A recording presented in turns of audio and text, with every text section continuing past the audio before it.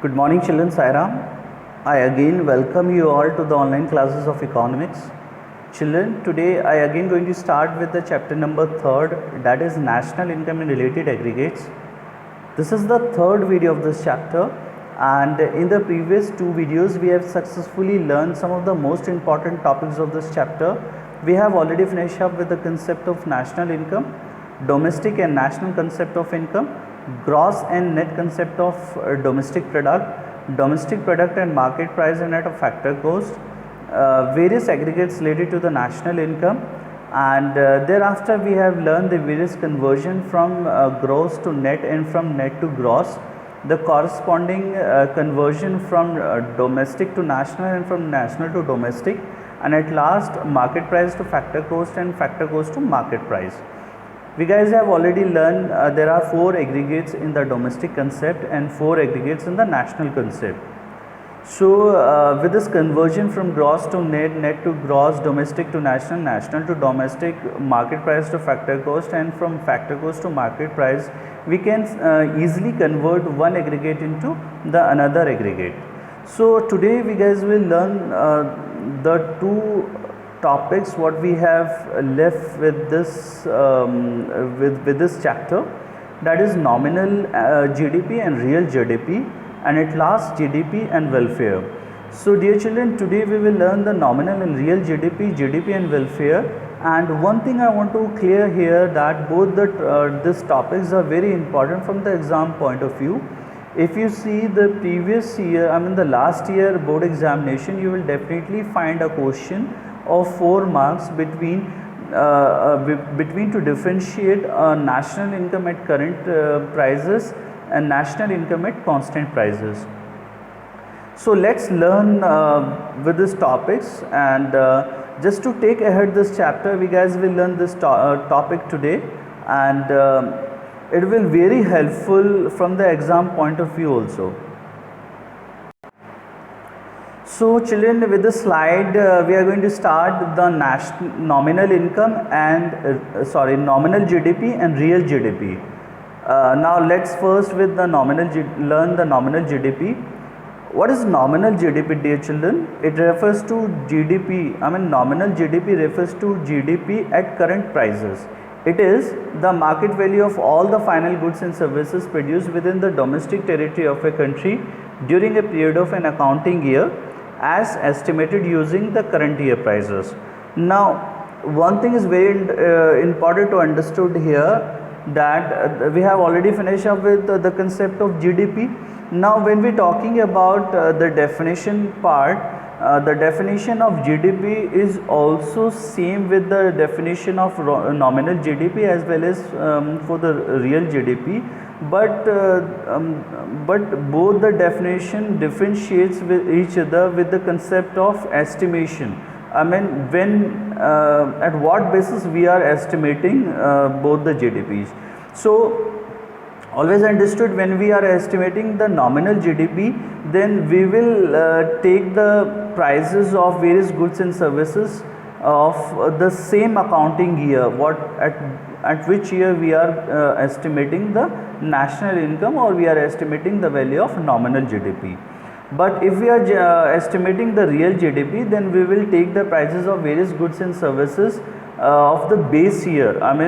We too have taken a year which is considered as the base year, and the prices of that particular commodity or that particular goods and services we will take of the base year only. So nominal GDP is always equal to P into Q, where P is the prices prevailing during the accounting year, where Q is the quantity of final goods and services produced during an accounting year. So children, nominal GDP is also known as the nominal national income. It does not show the true picture of economic growth of a country, as any increase in nominal GDP or national income at current prices may be due to rise in price level without any change in the quantity of final goods and services. Nominal GDP, dear children, is also known as national income at current prices. It is also known as monetary GDP. So we have taken a roughly example. Suppose in the year 2010 the prices of the commodity is 100, where the quantity produced in any commodity is 200. So if we calculate the national income, or you can say the nominal GDP, the formula is P into Q. So for 2010 the GDP becomes 20,000, but for the year 2015 the price is 200, where the quantity produced are same. So the national income becomes 20,000. So here you are watching that there is an increase of national income of, or you can say there is an increase of GDP of 20,000 rupees in the year 2015 as we compare from the year 2010. So children, nominal GDP can increase when there is an increase in either the prices or either in the quantity. So if it is increases, if the nominal GDP, or you can say if the national income increases owing to increase in quantity, whereas price remains constant, then the nominal GDP or the national income increases due to increase in the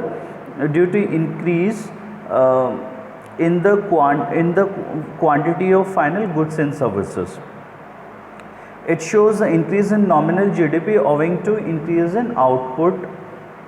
On the other hand, if the nominal GDP or the national income increases due to increase in prices, whereas quantity remains constant, then it shows an increase in the nominal GDP due to increase in prices. But here the flow of goods and services does not increase.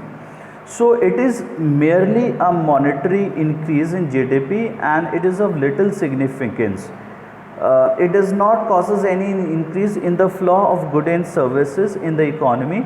That is why we can call it a money illusion. It only causes a money illusion, or money illusion. It means it increases only the inflation of the given commodity into the market.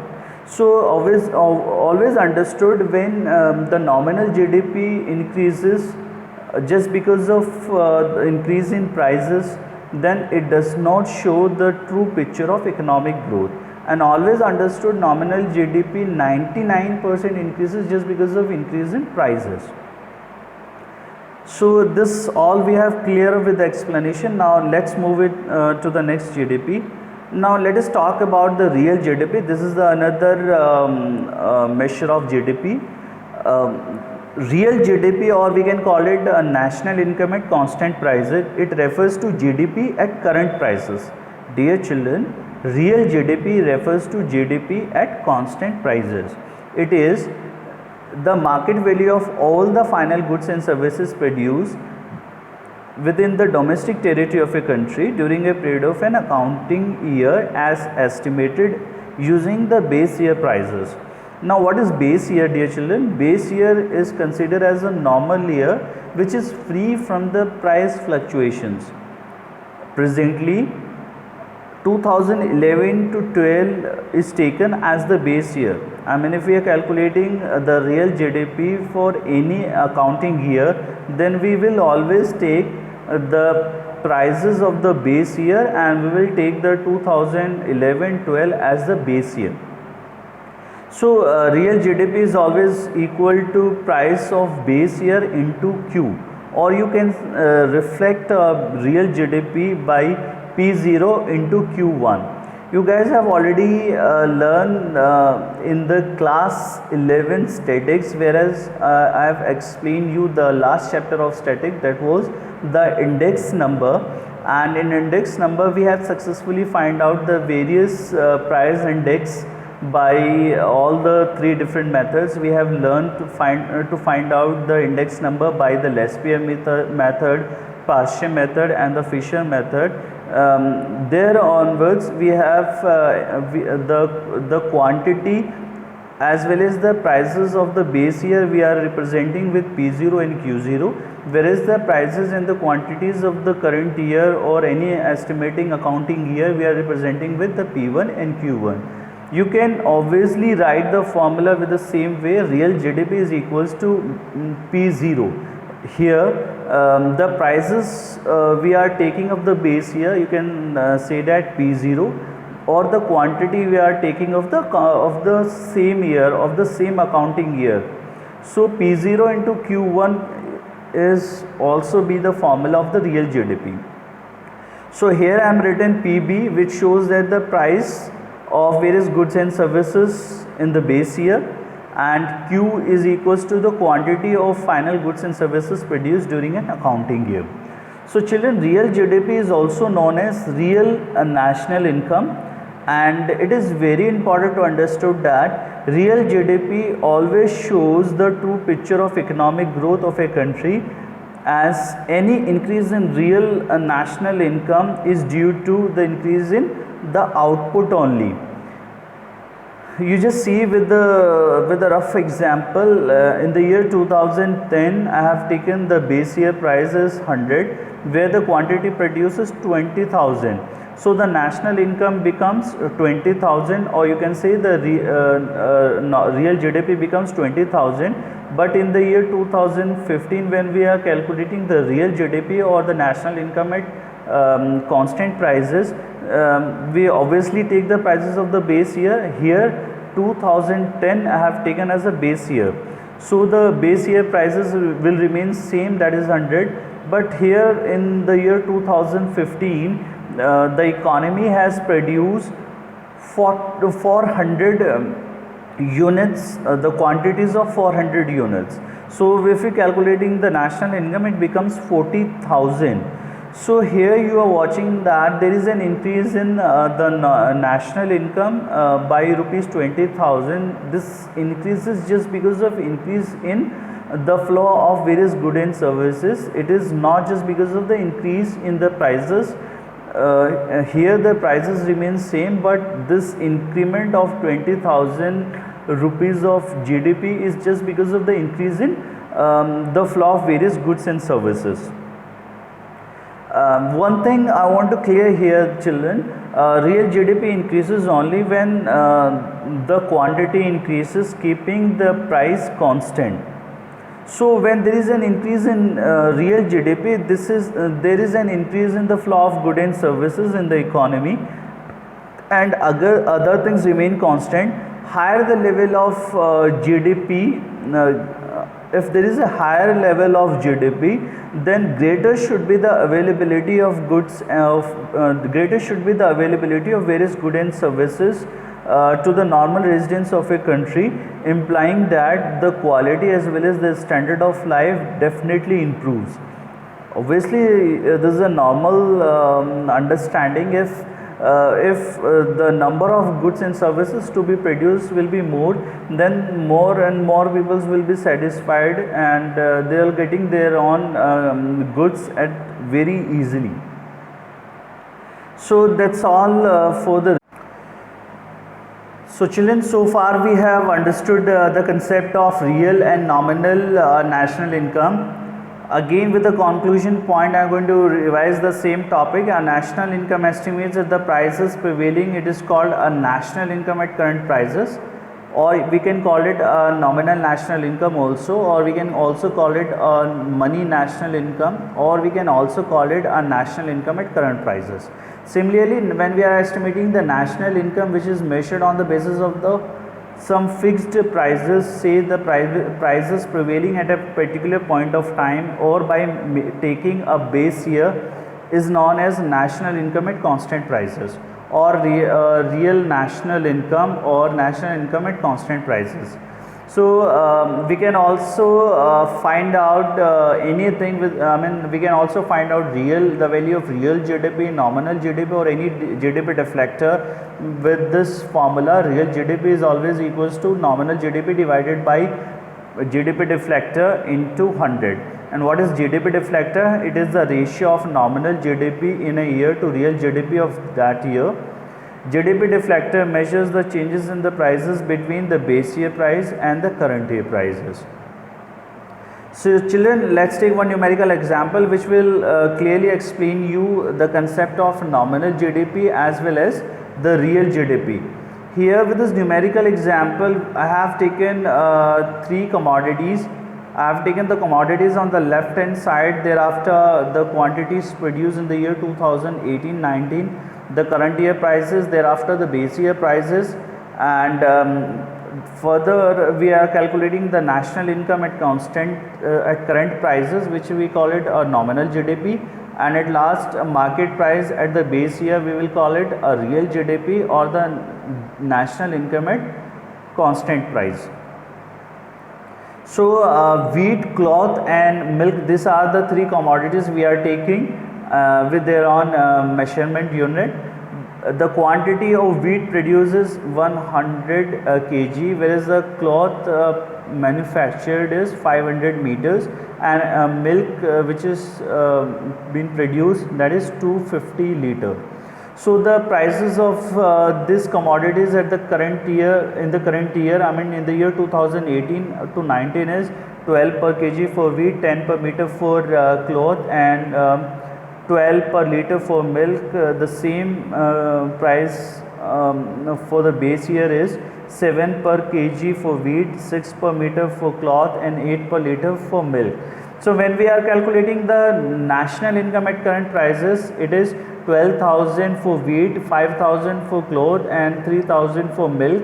Same as for 7,000 for wheat and 3,000 for cloth and 2,000 for milk in the base year. So while totaling this market values of all the commodities, we are getting 20,000. This 20,000 is considered as a national income at current prices, which we call it a nominal GDP, whereas 12,000 is the national income at base year prices, which we are call it real GDP. So with this numerical example, dear children, you guys must be understood that the GDP increases of rupees 8,000, or you can say that there is an increase of national income by rupees 8,000. Now this increase is just because of the increase in the prices of these commodities in the current year. I mean, the nominal GDP increases just because of the increase in the prices. So here real GDP is you can say 12,000, whereas nominal GDP is 20,000. So now let's learn about the next topic, that is conversion of nominal GDP into real GDP. Now dear children, money GDP, or you can say the nominal GDP, is converted into the real GDP by the tool of price index.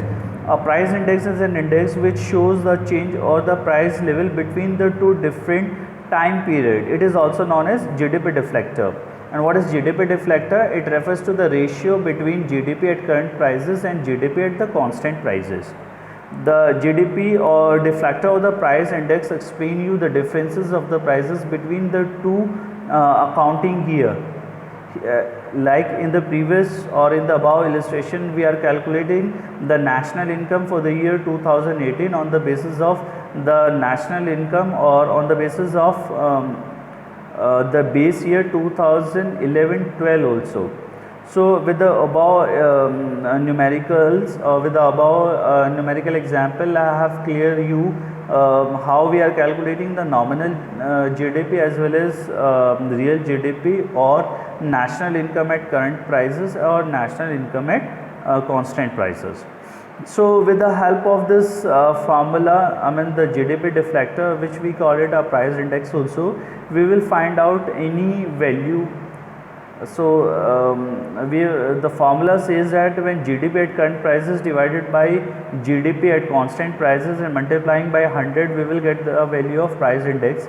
Similarly, when we are calculating GDP deflector, it is always equal to nominal GDP divided by real GDP into 100, or it is nominal, or it is equal to national income at current prices divided by national income at constant prices multiplied by 100. So by putting up the cross multiplication also, we will find out the value of any value.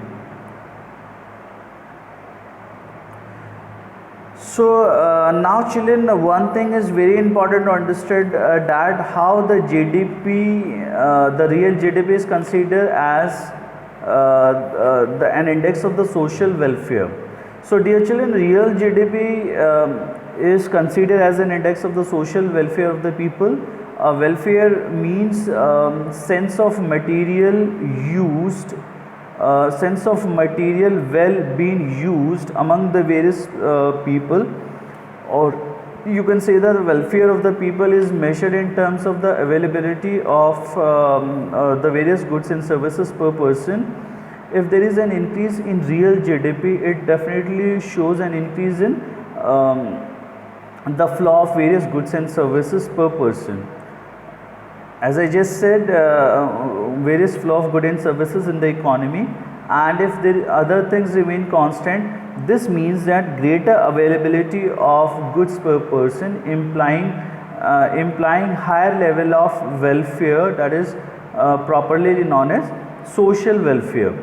So I want to clear here that real GDP is considered as an index of the social welfare, because if there is an increase in the real GDP, it definitely shows, or it definitely implies an increase in the flow of goods and services, and which is also considered as the greater availability of goods and services, because more and more people will avail more and more goods and services, and which is obviously a true indicator of social welfare, or it is a true indicator of economic growth. Now let's learn about the limitations also. There are certain limitations which is related to the positive relationship between the GDP and welfare, or we can say that there are certain limitations related to GDP as an index of social welfare. Some of the limitations are as under. First is distribution of income. Dear children, if the distribution of income turns unequal, GDP growth fails to reflect a rise in social welfare. You all must be aware that if there is an unequal distribution of income between unequal distribution of income and wealth, then it definitely increase the gap between the richest and as well as in the poor sections, because poor peoples going to become poor, whereas riches are going to become more rich. That is why if suppose if there is, even though there is an increase in the GDP, starvations, death are hitting the headlines more often than ever before, because no more if the GDP is increases, but just because of unequal distribution, the poor peoples will suffer with starvation, and definitely increases the death rate also. That is why it again becomes a limitation. If the GDP increases just because of an unequal distribution of income and wealth, though it also showing though it also showing an increase in GDP, but it does not give taken as an index of a social welfare. Now the second point is the composition of GDP. A composition of GDP may not be the welfare oriented. For example, if there is an increase in the defense goods, it does not give you any direct increase in the welfare of the people. Definitely we can take one more example also. Suppose if the producers are producing only for the richer sections just because of their paying capacity is good, then the richer sections will avail certain goods and services, but the poor people will not avail any kind of goods and services, because none of the producers is producing for the welfare of the poor sections. That is why though if there is an increase in the luxuries goods, if there is an increase in the output of the luxury goods, it definitely increases the GDP, but it does not contributes to the social welfare directly. Now next is the non-monetary exchange. So non-monetary exchange, dear children, can be taken as in rural areas also, or in the rural economies, barter system of exchange still prevails to some extent. You all must be knowing the real flow, whereas what is the real flow?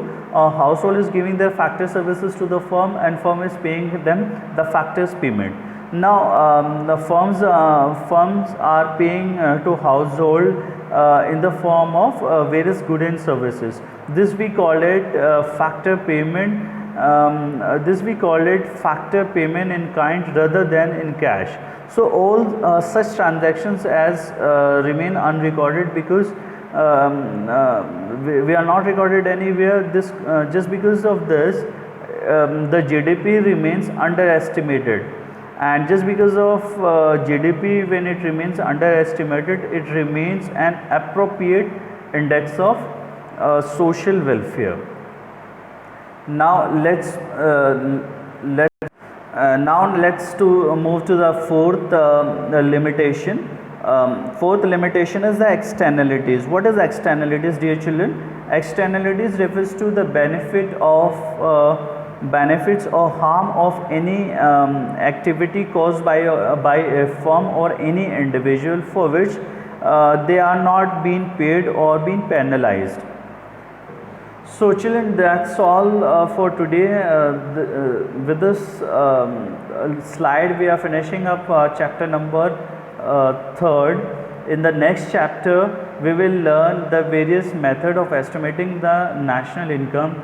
So up till now we have learned today the concept of the nominal GDP as well as the real GDP, and the various conversion of money GDP into the real GDP. Thereafter we have learned GDP as a true index of social welfare, and we do have learned the various limitations which shows that which explains that GDP is also have some limitations which explain which is always shows that taking GDP itself as an true or as an index of the social welfare is somehow unmeaningful. So that's all for today, dear children. Thank you so much, and in the next video we will complete up the numerical part of this chapter. Thank you so much, and have a nice day. Sai Ram.